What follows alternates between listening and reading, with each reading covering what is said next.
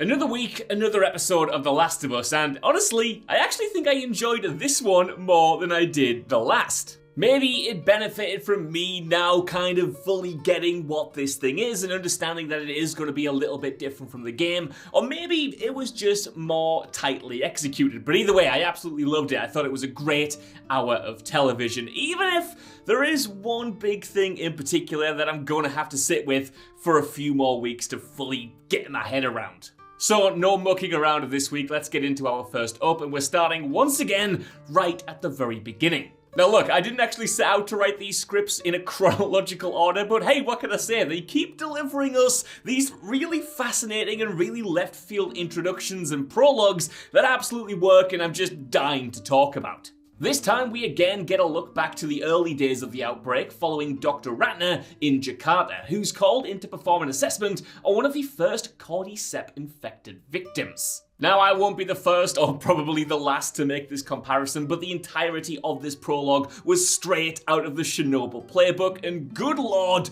was it effective. The way it managed to focus the global horror of the outbreak and filter it through the reactions of a select few professionals who are burdened to know the truth of what's coming was just outstanding. That creeping dread is something the series has done so well so far, and that did not disappoint here. And what a great guest performance it was from the actress who played Dr. Ratner herself. Now, I don't think I mentioned last week either, but while I did like the idea of replacing spores with tendrils in the first episode, I wasn't entirely sold on their implementation visually. I wasn't sure if the CGI was going to look a little bit weird or whether it was going to be effective. Well, this very first scene in episode 2 proves that it absolutely is a cool change and that those tendrils are creepy as hell. Like that moment where the doctor leans down to the dead infected woman on the table and those tendrils still come out of her mouth and try to reach and infect another person. Like, that was skin-crawlingly good. That was so alien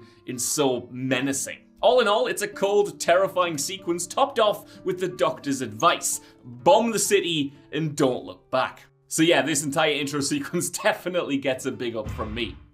And you know what? Keep them coming. Now, the episode's second big sequence actually addresses one of the few downs that I had about last week's hour, that being the way that Ellie's immunity and her infection felt a little bit rushed and a little bit pushed to the side in favor of the focus being on Joel killing the Fedra agent. Fortunately, this beat gets the time it deserves here, with Joel and Tess grilling Ellie over her bite being a great scene in and of itself, with snappy dialogue building character as much as establishing rules of the universe.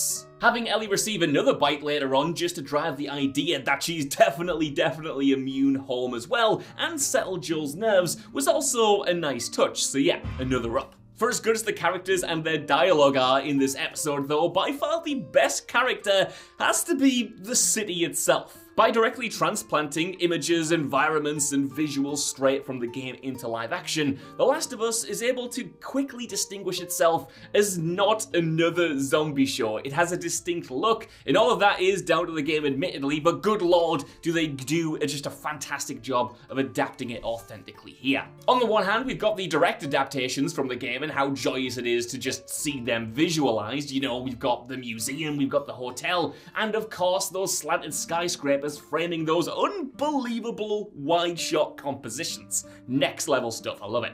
It all looks incredible, and it also helps that all of these environments are absolutely packed to the gills with video game references that'll make rewatching the show, no doubt, even more rewarding than it already would be. So yeah, if episode 1 and its depiction of Outbreak Day felt a little bit horror TV show 101, this is anything but. This is where The Last of Us really gets its own identity. And how could that be anything other than another big up? Like, I could look at this environment all day. If this show was just them walking around, talking about stuff, I'd be alright with it. However, it's not just about being authentic to the game, as props also have to go to Neil Druckmann's direction, and particularly Ksenia Sereda's cinematography. That's because not only do the individual shots look incredible and the set design in general is just amazingly authentic to the game, but it's the way that these shots and these images actually tell the story without words that's so impressive. It's how the set is used, not just the fact that the set is there and it looks cool. Little details like framing Joel and Ellie closer together as they start to connect is superb, as are moments like the look that Joel gives the broken watch his daughter gave him after a beautiful moment spent looking out at the skyline with Ellie. It's a great way to show the pair warming to each other without words, and what Joel himself risks by letting himself become fatherly with another young girl. So yeah, the cinematography, the direction, the set design, big ups around here. Now, while the cutscenes of the game are of course incredible and can, as we've seen, just be transplanted along to live action pretty damn well without losing stuff, I've always figured that the hardest part of this adaptation is going to be adapting the gameplay. And I don't mean the action beats, I mean those moments where you control Joel and you're just milling around a town and you're getting to know Ellie, you're just having that banter and that ice begins to melt. That time spent with the characters is essential in establishing their bond, fleshing out their backstories and personalities, and connecting the audience to their plight. And it turns out the best way to capture that in the TV show is to pretty much just adapt it wholesale. Just literally take those moments where the characters are exploring and put it in the show. I almost lost my breath there, I'm that excited about this series. In this episode, we get stretches where the survivors are just navigating through the world, getting to know each other, or in one excellent scene, sitting down and asking each other questions while another companion shimmies through a hole to find a way forward.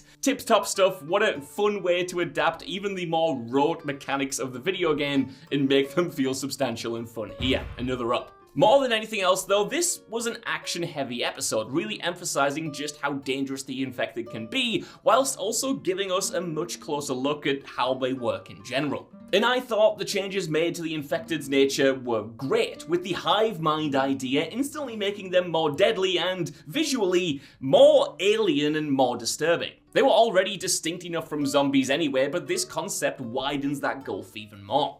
And what else can I even add to the conversation about how good that sequence was with the clickers? It's pretty much perfect, ratcheting up the tension by emphasizing the creatures as wild, chaotic threat, and just how dangerous even the slightest sound can be. When one of the scariest parts of an action scene is wondering whether a character is going to drop an empty shell casing while painstakingly reloading, you know you're onto something special, you know you've really grounded the threat and the action. The sound design here is absolutely impeccable too, more than living up to what's been established in the game. The practical effects looked amazing. It was just a perfectly adapted scene. I don't know how you could have done that better than what they accomplished. Also mimicking the scene from the Last of Us reveal trailer as Joel holds the revolver and the clicker sneaks up on him was also an amazing addition. Like, they're not just adapting the game here, they're adapting pretty much every bit of material that the game has even been associated with. It's really cool, and like I said before in the previous episode, a really cool way to nod towards fans who are living and breathing this world. And of course, all of this takes us to the most heartbreaking moment of the episode, that of course being Tess's death.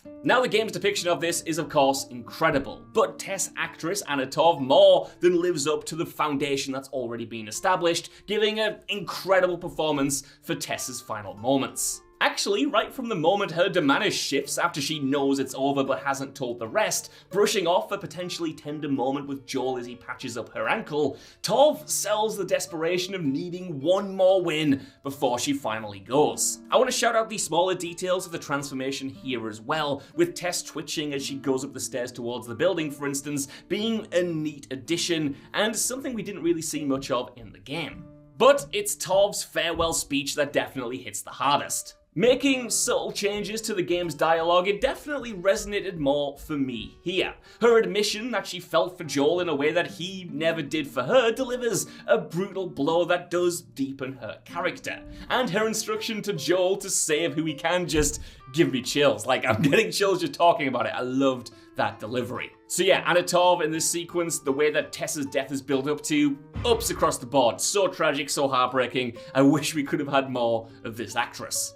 I also love her admission that saving Ellie can start to chip away at the moral debt that they've both accrued during the apocalypse so far. As she says, both she and Joel are not good people, but there's no reason that they couldn't be in the future. Now, I've seen some discussion online arguing that Pedro Pascal undersells the drama of this entire scene, and that him bolting with Ellie so quickly is more funny than it is tragic, and unsurprisingly, I could not disagree more. In fact, his reaction to this entire thing was one of the most powerful moments of the episode for me. You can see the deflation on his face as he comes to terms with yet another loss, while the immediacy of him bolting as soon as Tess gives him the instruction to go, to me, that speaks volumes about who he is as a character. Now though, time for the most controversial part of the episode, and that's actually the precise way that Tess dies in the adaptation. With this episode being all about the infected, unlike the game, Tess isn't gunned down by Fedra soldiers, but in fact sacrifices herself to take out the horde of infected that are chasing Ellie and Joel. More than that, before she's able to light the fuel on the floor, a fellow infected approaches her, potentially recognizing her as one of theirs as she's beginning to turn, and in a sickening moment, extends his tendrils down her throat, showing us a mode of infection otherwise not really seen. Now, on the one hand, I can appreciate what this sequence is trying to do on paper. It certainly is sickening and uncomfortable to watch, and also conveys the infected as a hive mind that are connected to each other through stomach-churning means. And I also like the way that this does call back to the very first scene of the episode. In that sense, it does pay off as a plot point and as a visual, but for me, I just don't love the way that it reframes Tess as a character, and this isn't entirely the fault of this scene alone, but actually stuff that was established in episode 1. And that's because in the game, Tess has so much agency as a character. Like in the show, she's in charge of her partnership with Joel, but we get multiple moments where that's emphasized so much more. For instance, it's she who spearheads the revenge mission against Robert, and she even executes him in cold blood. And while I do think that saving the first human kill for Joel's flashback did work in episode 1, it also reframed a moment that, in the game, was all about Tess to now be entirely about her partner. So without that and a few of the changes, it does feel like this version of Tess has less agency and is more there to facilitate changes in Joel's character rather than be her own entity. Now this will probably be less of an issue for TV viewers admittedly, but as a fan of the game, I can't help but feel that while I can understand why they made these changes, it does rob Tess of her active participation in the story. She'd still get some agency, but nowhere near enough, and a lot of her big developments are actually to inform Joel's character rather than for her to exist and develop as her own entity, like I said. And unfortunately for that reason, it does get it down. But I want to end this video on a high note, so let's run down some really cool things that happened that again I couldn't fit into the script but do want to shout out. First, that piano playing frog. What a legend, what a scene, hope to see more of him. Second, Ellie eating the chicken sandwich while Joel and Tess are just eating like tree bark or beef jerky, whatever the hell that was. We've got Joel and Ellie's snark all the way throughout the episode. This show continues to be surprisingly funny. And of course, we've got Tess's lighter, which is actually a reference to Uncharted 4, which I did not catch at first, but have since seen online,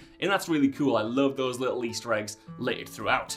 So yeah, that's my review of The Last of Us Episode 2. I want to know what you guys think down in the comments below. How are you finding the show now that we've seen the first 2 eps and we've settled into a groove? And what are you looking forward to come if you have played the games? If you haven't, what do you think's going to happen next? Like I say, trying to keep future game spoilers as a minimum in the comments, please. I'm trying that in the actual review itself as well. I've rambled on long enough though. Thank you guys so much for watching, and hopefully I'll see you next week. Bye bye.